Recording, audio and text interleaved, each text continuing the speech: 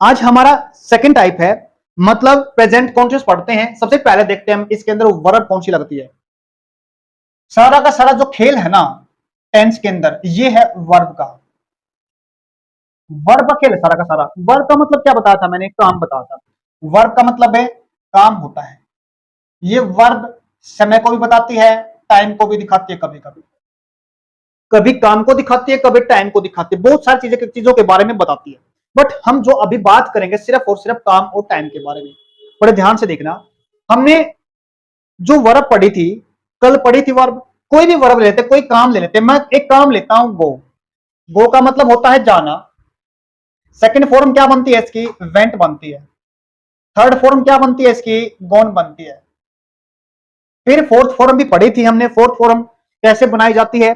Verb की first form के साथ आईएनजी लिख देते हैं, वो अपनी फोर्थ फॉर्म बन जाती है। कैसे बनी थी? इसके साथ आईएनजी लिख देते हैं तो क्या बन गई अपने पास? ये बन गई गोइंग।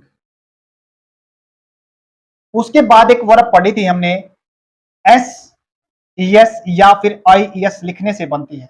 तो गो से क्या बनी अपने पास? गोज बन गई थी। हमने कल इस वर्ब के बारे में पढ़ा और कल इसके साथ साथ हमने इस फोर्थ फिफ्थ फॉर्म के बारे में पढ़ा। जो आज हम पढ़ेंगे ये पढ़ेंगे फोर्थ फॉर्म के बारे में। तो हम लिख सकते हैं जो आज की हमारी जो वर्ब रहेगी, ये रहेगी वर्ब की फर्स्ट फॉर्म के साथ है आईएनजी।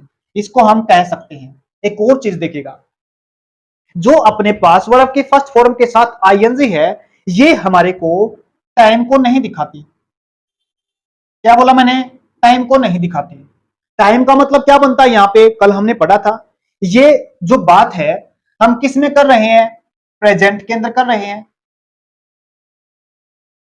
या फिर कहें हम पास्ट के अंदर कर रहे हैं, या फिर कहें हम फ्यूचर के अंदर कर रहे हैं। इस बात का हमें नहीं बताती फोर्थ फॉर्म। एक और चीज समझिएगा, काफी इंपॉर्टेंट चीज, ये हमारे को सेंस बताती है। क्या बताती है? हमारे को सेंस बताती है। किस चीज की सेंस बताती है? काम के लगातार चलने की सेंस, काम के लगातार होने की सेंस। जैसे मैं अब पढ़ा रहा हूं ना, पढ़ाना होता है टीच, लेकिन लगातार काम चल रहा है तो क्या बोलेंगे? इस चीज को आज सीखते हैं। फोर्थ फॉर्म बताते हैं, ये काम को लगातार चलने की सेंस बताती है। लगातार यहां पे लिख सकते हैं लगातार। एक अब सुनते हैं, अब अपना टॉपिक शुरू होता है। ये बेसिक चीज थी, किसी भी चीज को, किसी भी वर्ब को, किसी भी टाइम एंड टेंस को समझने के लिए सारी जगह पे काम आएंगे। अब समझते हैं बात को। देखो, सबसे पहले हमने कल एक चीज देखी थी, हम जो बात करते हैं ना वो करते हैं सब्जेक्ट की। उसके बाद हम कोई लिखते हैं वर्ब, और फिर हम लिखते हैं ऑब्जेक्ट। ये कल हमने पढ़ा था, उम्मीद करता हूं समझ में आ गया हो। कल मैंने यहां पे बताया था सब्जेक्ट को आपको, एक बताया था मैंने आपको सिंगुलर सब्जेक्ट होता है अपने पास, और एक बताया था आपको प्लूरल सब्जेक्ट। यहां तक आपको उम्मीद करता हूं समझ में आ गया होगा। आज एक नई चीज और बताते हैं। जो ये अपना सब्जेक्ट होता है, ये सब सब्जेक्ट होता है, ये आपका या तो नाउन होगा, बड़े ध्यान सुना, या तो नाउन होगा या फिर प्रोनाउन होगा। या तो नाउन होगा या प्रोनाउन होगा। अब ये क्या फंडा है, बड़े ध्यान सुनना। अगर मैं बात करूं पहले नाउन की, नाउन हमने सीखा था नेमिंग वर्ड होता है। नेमिंग वर्ड, नेमिंग वर्ड का मतलब, जैसे मैं मोबाइल की बात करता हूं, मैं पेन की बात करता हूं, मैं बुक को बोलता हूं, ये क्या है? कोई नाम है। अगर इन तीनों चीजों को लिखना चाहे ना, मोबाइल, पेन, बुक, इन तीनों चीजों किससे बोल सकते हैं हम? इन तीनों चीजों को बोल सकते हैं इट से। किससे बोलेंगे? इट से बोलेंगे। और चीज सुनो, मैंने बोला अमित, कोई नाम है, मैं जानता हूं अमित है, लेकिन हो सकता है कोई थर्ड पर्सन उसको अमित नाम से नहीं जानता हो, तो उसको अमित न कह के वो क्या कहेगा? उसको वो बोलेगा। यहां तक समझ में आ रहा है? जब हम उसको अमित बोलते हैं तब वो एक नाउन है। अगर हम उसको बोलते हैं ही, या फिर लड़की के लिए हम लिखते हैं सी, या किसी चीज को दिखाते हैं तो इट के साथ दिखाते हैं। ये क्या है? ये अपने बनते प्रोनाउन। उम्मीद करता हूं ये भी बात आपको समझ में आ गई होगी। एक और अच्छी चीज बताते हैं आपको, जो अपने प्रोनाउन होते हैं ना, या हम ऐसे कह सकते हैं जो सब्जेक्ट के रूप में लिखते हैं या इंसान के रूप में लिखते हैं, ये 7 आदमी होते हैं, ये 7 पर्सन होते हैं। पहले भी मैंने डिस्कस किया था इससे पहले क्लास में, अब भी बता देते हैं। देखो, प्रोनाउन, पहला इंसान होता है आई, दूसरा इंसान होता, आई का मतलब मैं अपनी बात करता हूं, आई सुधीर, मैं सामने वाले को दिखाता हूं, सामने वाले को बोलते हैं यू। अगर इन दोनों को मिला दिया जाए तो अपना बनता है वी। अगर मैं एक और थोड़ा आगे चलूं तो मैं बात करता हूं दे की, दे। थोड़ा और आगे चलते हैं, एक होता है ही, एक सी और एक इट। ये सभी वो इंसान हैं जिसके साथ हम सेंटेंस को लिखेंगे, जिसके साथ हम बात करेंगे, जिसके सेंटेंस का मतलब क्या होता है, जब कोई हम बात कहेंगे, जो बात कही गई है ना, उसके अंदर हम उस इस इंसान को दिखा रहे हैं, ये बात हमें समझनी पड़ेगी। सेंटेंस में किसी इंसान का होना जरूरी है नहीं भी। एक जगह पे बात आती है, सेंटेंस के अंदर हम इंसान को दिखाना जरूरी नहीं है, लेकिन उसमें सिर्फ और सिर्फ उसके काम को दिखाएंगे, सिर्फ वर्ब से सेंटेंस लिखेंगे। बट अब बात आते है अपने आप पे, अपने को बोलेंगे आए, सामने वाले को यू। हम दोनों को अगर सामने वाले की और अपनी बात करता हूं तो वी बोलते हैं। अगर मैं किसी एक से ज्यादा को दिखाना चाहता हूं, ये बोला मैंने दे, एक से ज्यादा मतलब ही सी इट, इन तीनों में से किसी ज्यादा को दिखाना चाहूं ना, मैं इन तीनों में से किसी दो को दिखाना चाहूं। अगर मैं इसको दूसरे शब्दों में बोलूं ना, अगर इन तीनों का प्लूरल फॉर्म होता ना, अगर प्लूरल कहे तो वो दे होता है। यहां तक भी आपको समझ में आ गया होगा। अब हम इसका सेंटेंस को लिखना सीखते हैं। सेंटेंस कहां से लिखते हैं, नेक्स्ट स्टेप अपना सेंटेंस का है। अब हम सेंटेंस को लिखते हैं, कैसे लिखा जाता है सेंटेंस। तो एक काम ले लेते हैं टीच का। टीच, हमने कोई काम लिया, टीच, इसके साथ हमने क्या लगाना पड़ेगा, आईएनजी लगाना पड़ेगा। तो अपने पास क्या बन गया, टीचिंग बन गया। बड़े ध्यान से समझना, ये जो टीचिंग का काम है ना, मैं कर रहा हूं, याद रखना, काम करने वाला कौन, मैं को क्या लिखते हैं, आए। आगे देखते हैं, जो काम कर रहा हूं ना, मैं वो काम कर रहा हूं, किसका काम, कौन सा है, पढ़ाने का है, काम लगातार चलने का है, टीच नहीं टीचिंग। तो मैंने क्या लिखा यहां पे, टीचिंग, टीचिंग। मैं क्या पढ़ा रहा हूं, इंग्लिश। यहां तक बात आपको समझ में आ गई। मैं अब टीचिंग कर रहा हूं ना, तो इसका मतलब आई एम टीचिंग नाउ। मैं सेंटेंस को ऐसे लिखूंगा। अब मैंने कुछ चीजें छोड़ दी इसके अंदर। क्या छोड़ी चीजें मैंने इसके अंदर, बड़े ध्यान से देखो। मैंने उस काम को लिख दिया जिस काम के बारे में हम बात कर रहे हैं। काम अपना क्या है, टीच नहीं टीचिंग। इसका मतलब यहां पे ये काम जो चल रहा है ना, ये लगातार हो रहा है। लगातार का मतलब जैसे मैं पढ़ा रहा हूं, क्या बोला मैंने, पढ़ा रहा हूं। स्पीक होता बोलना, मैं क्या कर रहा हूं, स्पीकिंग कर रहा हूं। राइट होता लिखना, राइट नहीं राइटिंग बोलेंगे। मेरे हाथ में चाय कप है तो मैं टेक नहीं बोलूंगा, वहां पे क्या बोलूंगा, टेकिंग। फोन कान पे लगा रखा तो मैंने बोलूंगा कॉलिंग, कॉल नहीं कॉलिंग। उम्मीद करता हूं ये बात आपको समझ में आ गई होगी। अब हम एक स्टेप आगे बढ़ते हैं।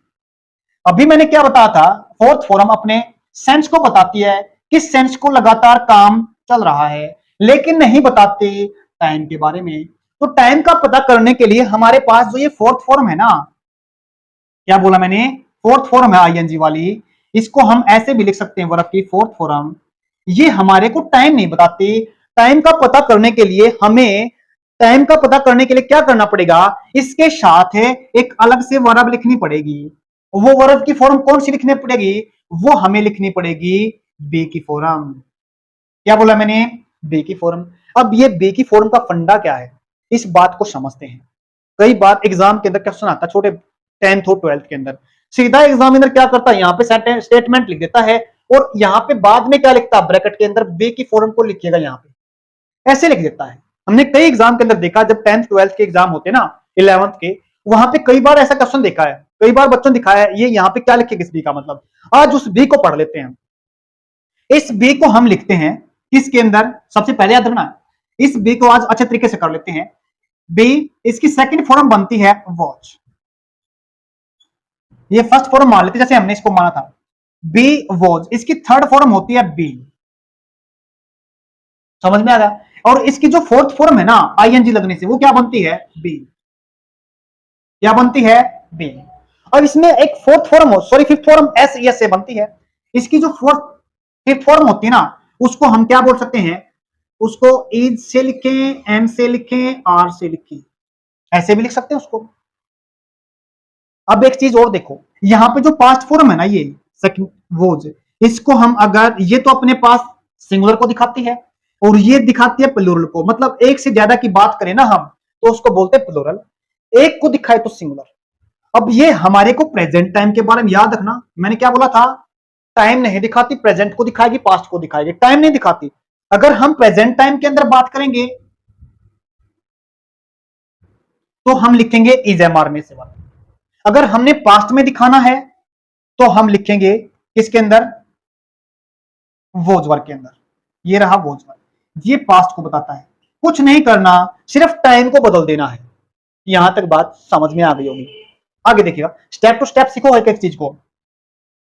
अगर हम किसकी बात कर रहे हैं? प्रेजेंट टाइम को दिखाते हैं, तो यहां पे क्या है? नाउ। नाउ का मतलब है अब है, अब का मतलब है मैं जो बात कर रहा हूं ना, वो अब प्रेजेंट टाइम के अंदर कर रहा हूं। क्या बोला मैंने? अब मैं प्रेजेंट टाइम के अंदर बात कर रहा हूं। अगर मैं प्रेजेंट टाइम के अंदर बात कर रहा हूं तो क्या इसमें इज एम आर नहीं लिखा जाएगा? जी बिल्कुल लिखा जाएगा। तो इसका मतलब है अब यहां पे बी की जगह पे क्या लिखेंगे? तो हम यहां पे लिखेंगे एम। क्या लिखेंगे? यहां पे लिखेंगे हम एम। तो सेंटेंस कैसे बनेगा? I am teaching English now. अब सेंटेंस अपना बन गया ऐसे, आई एम टीचिंग नाउ। इसका मतलब बना अब मैं पढ़ा रहा हूं। अगर मैं कॉल कर रहा हूं तो क्या बोलेंगे? I am calling. अगर मैं जा रहा हूं तो क्या बोलेंगे? आई एम गोइंग। अपने सेंटेंस बना के देखो, आ जाएगी बात। बिल्कुल आसान है। आज से क्या करना आपने? कुछ नहीं करना, आराम से बैठना है और बैठ के देखना है मैं क्या कर रहा हूं। मैं बैठा हूं तो क्या बोलेंगे? I am sitting. मैं चाय पी रहा हूं तो क्या बोलेंगे? I am taking tea. चाय पीना होता है टेक टी। क्या बोला? चाय पीना होता है टेक टी। टेक टी, चाय पीना होता है टेक टी। खेलना होता है प्ले। Play cricket. तो क्या बोलेंगे? अगर मैं अपनी बात करता, पहले मैंने किसी को अपनी बताई है, मैं किसी सेकंड पर्सन की बात नहीं कर रहा हूं। मैं आई एम के साथ लिखो और वो काम को चलते हुए दिखा दो। I am teaching. मैं जा रहा हूं तो आई एम गोइंग।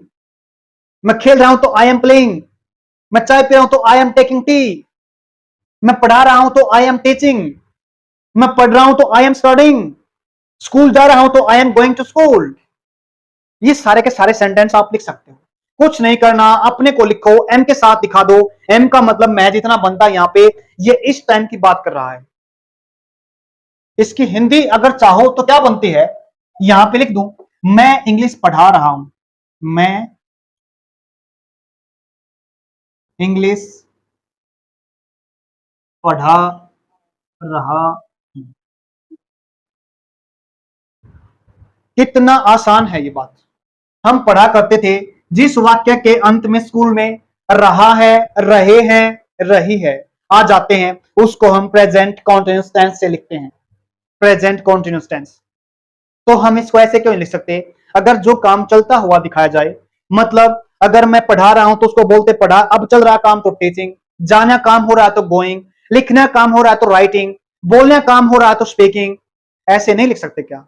बात एक ही है, बस फर्क उस चीज को समझने का है। चाहे ऐसे समझो चाहे ऐसे समझो, बस। बट ये अच्छा तरीका है इसका, क्योंकि हम अगर इंग्लिश सीखना चाहेंगे तो अब ट्रांसलेशन हो जाएगी एक तरीके से। तो ऐसे नहीं करना है।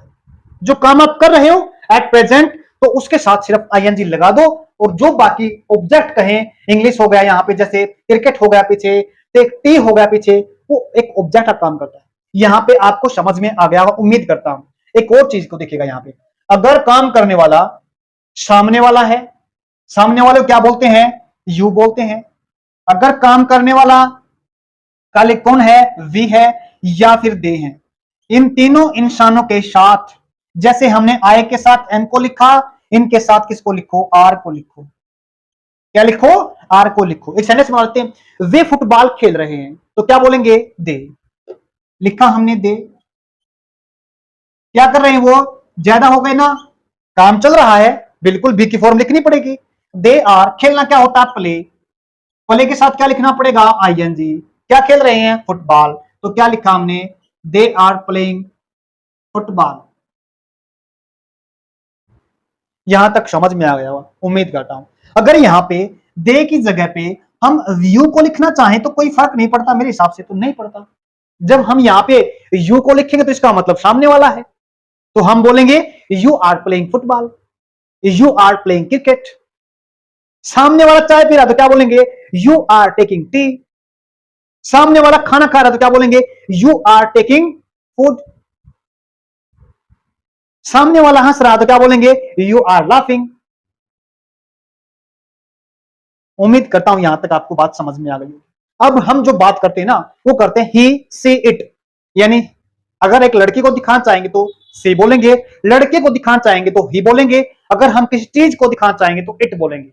अब देखते हैं, मैं ऐसे बोलता हूं, जो मेरी मदर है वो चाय बना रही है। क्या बोला मैंने, जो मेरी मदर है वो चाय बना रही है, तो क्या बोलूंगा, my mother. My mother, my mother को मैं सी के साथ नहीं दिखाऊंगा। अगर मैं सी के साथ दिखाऊंगा तो सी के साथ, ही के साथ, इट के साथ किसको लिखेंगे, एक बार लिख लेता हूं यहां पे अलग से, इस चीज को लिख लेना। ही के साथ सी को दिखाना चाहें, इट को दिखाना चाहें, इनके साथ जो टाइम को दिखाने के लिए वर्ब लिखी जाएगी वो लिखी जाएगी इज। तो क्या कहेंगे हम, माई मदर इज, काम क्या कर रही है, चाय बनाना कर रही, चाय बनाने काम कर रही है। My mother is making tea, making tea. My mother is making tea. अगर मैं पूछता हूं, देखो इसको हमने क्या बोला, सी बोला। अगर माई फादर है तो क्या बोलेंगे, तो भी इज लगेगा। माई फादर इज, काम क्या कर रहे हैं, टाइप ही ना करें। My father is a taking tea, अखबार पढ़ रहे हैं। My father is a reading newspaper, अगर वह अखबार पढ़ रहा है, he is reading newspaper, he is a reading a newspaper. अगर वह खेल रहा तो ही इज प्लेइंग, अगर वह कुछ लिख रहा तो ही इज राइटिंग, क्या कुछ, ही इज राइटिंग समथिंग। खाना खा रहा है तो he is taking food, breakfast कह सकते हो, लंच कह सकते हो। वह लड़की है तो she is taking tea, she is writing a letter. उम्मीद करता हूं यहां तक समझ में आ गया होगा। अब हम सीखते सेंटेंस को क्वेश्चन मार्क में, मतलब इंटेरोगेटिव कैसे बनाते हैं, नेगेटिव कैसे बनाते हैं। ये स्टेप और रह गया आपका। अब नेक्स्ट स्टेप के अंदर देखते हैं, हम सेंटेंस को इंटेरोगेटिव कैसे बनाते हैं, नेगेटिव कैसे बनाते हैं, वो और देखते हैं। देखो कोई काम ले लेते हैं, वे स्कूल जा रहे हैं, तो क्या बोलेंगे, वे स्कूल, हिंदी में लिख देता हूं एक मैं, वे स्कूल जा रहे हैं। ठीक है ना, हमने किसकी बात की सेंटेंस के अंदर, वे दे। काम क्या है, जाने का है। जाना क्या होता है, गोइंग। कहां पे जा रहे हैं, to school, they are going to school. अब क्या रहेगा इसके अंदर लिखना, टाइम को दिखाने वाला शब्द। दे के साथ क्या लिखा था हमने, आर। तो क्या बोला मैंने, they are going to school. अगर हमने सेंटेंस को नेगेटिव बनाना है, नेगेटिव का मतलब क्या करेंगे, वे स्कूल नहीं जा रहे। क्या बोला मैंने, वे स्कूल नहीं जा रहे, तो क्या कहेंगे, इसी की बात कर लेते हैं, दे आर। अब क्या लगाएंगे, मना करना है ना, तो नॉट गोइंग टू स्कूल। ये भी बात आपको समझ में आ गई होगी, उम्मीद करता हूं। सिर्फ एक चीज और देखिए, थोड़ा हल्के से बता देते हैं। मना करना सेंटेंस के अंदर क्या लगा दिया हमने, नोट लगा दिया। एक और चीज और देखते हैं, कई बार एग्जाम के अंदर क्वेश्चन आ जाता है हमारे को, इसमें हमारे पास जो ये गोइंग है ना, ये अपने पास मेन वर्ब है। क्या ये अपने पास मेन वर्ब है, और मेन वर्ब के साथ जो अलग से अन्य से फॉर्म लिखी जाती है उसी को बोलते हैं हम हेल्पिंग वर्ब। ये आपकी हो गई हेल्पिंग वर्ब, हेल्पिंग वर्ब। आगे देखते हैं, वे स्कूल नहीं जा रहे, they are not going to school. जा रहे हैं तो they are going to school. अगर क्वेश्चन बनाना पड़े ना, क्या वे स्कूल जा रहे हैं, तो पहले वाले क्लास में बताया था मैंने, प्रेजेंट इंडेफिनिट टेंस क्या था ना, तब क्या करते हैं, हमें उस वर्ब को, इसको नहीं लेके आएंगे, मेन वर्ब को नहीं लिखेंगे, जो उसके साथ हेल्प कर रही है ना वर्ब, उसको हम सेंटेंस के पहले, सेंटेंस के पहले का मतलब उस इंसान से पहले जिसकी हमने बात कर रखी है, किसकी बात कर रखी है, दे की बात कर रखी है, इससे पहले लिख देंगे। तो लिखो इससे पहले, इससे पहले लिख के दिखाओ, तो क्या बनेगा, आर दे गोइंग टू, यहां पे फुल स्टॉप नहीं लगाना पड़ेगा आपको, फिर क्या करना पड़ेगा, क्वेश्चन मार्क दिखा देना पड़ेगा यहां पे। तो are they going to school, अगर मैं इस आर की जगह पे क्या यू को लिख सकता हूं, बिल्कुल लिख सकता हूं, क्योंकि यू के साथ भी आर लिखा जाएगा। अगर मैं यहां पे लिखना चाहूं वी, तो भी हम चला सकते हैं, बिल्कुल। जो यू के साथ आएगा वही दे के साथ आएगा, वही वे के साथ आएगा, जो यू के साथ दे के साथ भी वही वे के साथ। मतलब क्या है इस बात का, इस बात का मतलब सिर्फ मैं जितना बनता है, जो वर्ब मतलब टाइम को दिखाने के लिए, जैसे आर, जो यू के साथ लगेगी वही दे के साथ लगेगी और वही वे के साथ लगेगी। इस बात को और सीख लेना यहां से, उम्मीद करता हूं। यानी अब कह सकते हैं यू वी दे, सभी के साथ क्या लगेगा, आर लगेगा, और जो अपने बच गए ही के साथ, सी के साथ, इट के साथ इज लगेगा।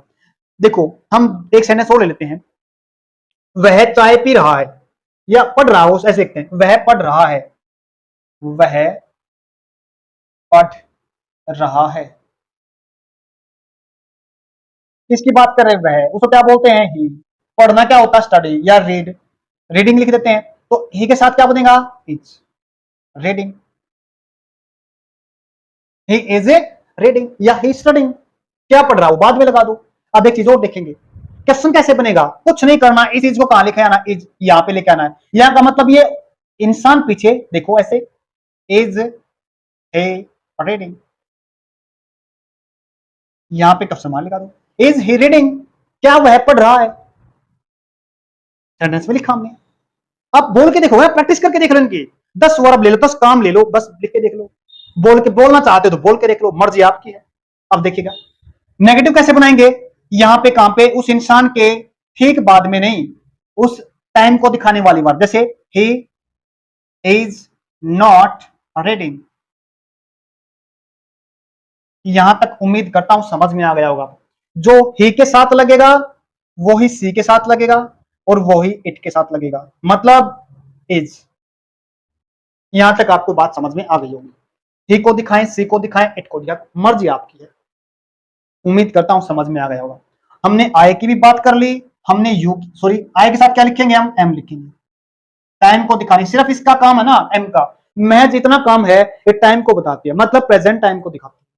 उम्मीद करता हूं आपको इंटेरोगेटिव सेंटेंस बनाना सिखा दिया होगा। अब ऐसा तो नहीं है अब हर एक सेंटेंस सॉरी हर एक इंसान के साथ, हर एक इंसान के साथ हम क्वेश्चन बनाए, नेगेटिव बनाए, क्लास काफी लंबी चली जाएगी। तो मैंने आपको हिंट दे दिया, ऐसे यू के साथ, दे के साथ, वी के साथ क्या करो, ये स्टेटमेंट लिख लो।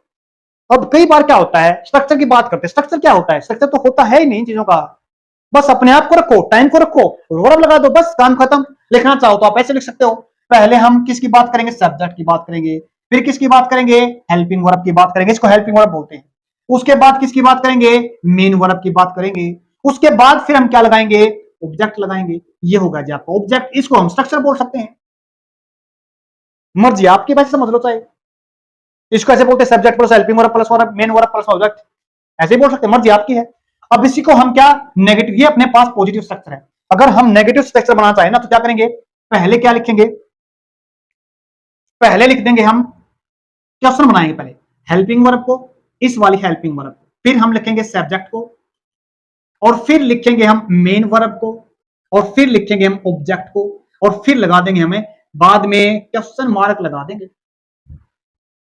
समझ में आ गया ना। नेगेटिव कैसे बनाएंगे, पहले हम उस इंसान को लिखेंगे जिसको हम सब्जेक्ट बोलते हैं, सब्जेक्ट में यहां पे नाउन प्रोनाउन हो सकता है, सिंगुलर प्लूरल हो सकता है, सब्जेक्ट हो गया। उसके बाद हम कहेंगे हेल्पिंग वर्ब, फिर हम लगा देंगे नॉट, और फिर हम लगा देंगे मेन वर्ब, और फिर हम लगा देंगे ऑब्जेक्ट, और फिर लगा देंगे हमें, तो ऑब्जेक्ट के बाद तो कुछ लगाना ही नहीं, फिर अपने पास क्या हो गया, ऑब्जेक्ट हो गया। बस ये का स्ट्रक्चर से समझ लो, मर्जी आपकी है, या इस तरीके से समझ लो, दोनों ऑप्शन आपके पास है। Ball is in your court, क्या बोला मैंने, बात अब आपके हाथ में है, आपको जैसा अच्छा लगे वैसे कर लो। Ball is in your court का मतलब होता है अब बात आपके पास है, आपके फैसले में, चॉइस आपकी है। मतलब लिख देता हूं इस बात को भी, कभी बोलना पड़ जाए, ball is in your court, मतलब चॉइस आपकी है। ऐसे सीखो, ऐसे सीखो। यहां तक आपको उम्मीद करता हूं समझ में आ गया होगा। एक छोटा हल्का स्टेप रहता है, छोटा हल्का पॉइंट, बिल्कुल हल्का पॉइंट, उसको भी समझ लेते हैं एक बार। सिर्फ और सिर्फ हम दो क्वेश्चन देखते हैं एग्जाम के व्यू पॉइंट से, कैसे क्वेश्चन आते हैं। पहला है अपने पास example, the population of India is increasing day by day. बिल्कुल, देखो यहां पे अपने को लिखा इज, ये प्रैक्टिस के लिए आपके पास क्वेश्चन है। द पॉपुलेशन किसकी बात करें, पॉपुलेशन अपने पास है ना, एक सिंगुलर नाउन है। क्या ये अपने पास है, सिंगुलर नाउन है। अगर सिंगुलर नाउन है तो इसके हिसाब से हमने कौन सी वर्ब लिखने पड़ेगी, सिंगुलर वर्ब लिखनी पड़ेगी। ये काम हो रहा है, जो काम आपके होते हैं डे बाय डे का मतलब दिनों दिन, हर रोज का काम होता है। दिन प्रतिदिन क्या करा, बढ़ता जा रहा है। ऐसे सेंटेंसों में देखो, जब हम प्रेजेंट कॉन्टिन्यूस की बात करते हैं तो डे बाय डे लिखेंगे, या इन दीज डेज भी लिख सकते हैं, या इन प्रेजेंट भी लिख सकते हैं, या फिर इसको ऐसे भी लिख सकते हैं, at the moment, at the moment, या फिर लिख सकते हैं इसको डे बाय डे से। जो मतलब इसका बनता है, डे बाय डे से जो मतलब बनता है ना, इसका मतलब हम उसको प्रेजेंट टाइम, फिलहाल की बात कर रहे हैं। एट द मोमेंट का मतलब होता है अब की बात कर रहे हैं। एक वर्ड आता अपने पास नाउ, इसका मतलब अब भी हो रही है अपनी बात। दीज डेज, ये आ गया जी अगला नेक्स्ट। ये प्रैक्टिस के लिए आपके पास एग्जाम के अंदर से क्वेश्चन बनते हैं आपके। क्या बोलेंगे, in these days the global warming, अब आपने बताना है इंक्रीजिंग, बढ़ रही है। The price of domestic things, अब लिखना आर लिखेंगे, इज लिखेंगे यहां पे, increasing day by day, in these days, in present, in these days, मर्जी आपकी है। बता दिया मैंने। ऐसे काम को दिखाने के लिए हम किसे लिख सकते हैं, day by day, in these days, at the moment, now, at present भी लिख सकते हैं, एट प्रेजेंट भी लिख सकते हैं। उम्मीद करता हूं यहां तक समझ में आ गया होगा। एक लास्ट चीज और बता देता हूं आपको, कई बार हम यहां पे हमने बी की फॉर्म लिखनी है, ये आपको क्वेश्चन देता हूं, आपको कमेंट बॉक्स में जवाब देना। सिंगुलर प्लूरल का फंडा बताता हूं आपको। सिंगुलर कब, अपने पास सिर्फ चार वर्ब ऐसे जो सिंगुलर से प्लूरल लिखते हैं। पहली वर्ब अपने पास डू, डू होती है अपने पास कौन सी फॉर्म, प्लूरल फॉर्म। इसको हम सिंगुलर में कैसे लिखेंगे, डज के साथ लिखेंगे। किस साथ लिखेंगे, डज के साथ लिखेंगे। दूसरी फॉर्म होती है अपने पास इज, क्या होती है, आर होती है। इसकी प्लूरल फॉर्म क्या होती है, सॉरी सिंगुलर फॉर्म क्या होती है, इज होती है। एक होती है अपने पास हैव, इसी क्या होती है, हैज होती है। सभी के साथ एस लगा है। एक वर्ब अपने पास और है, ये तो अपने पास तीन वर्ब हो गई। एक वर्ब अपने पास क्या है, कोई भी वर्ब, प्ले, गो, राइट, स्पीक। एक होती है अपने पास स्पीक, तो इसकी सिंगुलर फॉर्म क्या बनेगी, स्पीक्स। वर्ब को सिंगुलर से प्लूरल, प्लूरल से सिंगुलर कैसे बनाते हैं, इसके लिए हमने क्लास डाल रखी है। उस क्लास को, इस क्लास को देख लेना आराम से, अच्छे तरीके से समझ में आया नाउन कब लगता है, प्रोनाउन कब लगता है। आज की क्लास ये हमने, देखो इसको बोलेंगे हम प्लूरल, प्लूरल, और इसको बोलेंगे इस साइड को, इसको बोलेंगे सिंगुलर। सिर्फ चार वर्ब ऐसे अपने पास, इसमें कोई भी हो सकती है, प्ले, स्पीक, राइट, कम, गो। इसके अंदर सिर्फ डू से डज, आर से इज, हैव से हैज, ये सिंगुलर फॉर्म है। उम्मीद करता हूं आपको आज समझ में आएगा। आज के लिए इतना ही, धन्यवाद।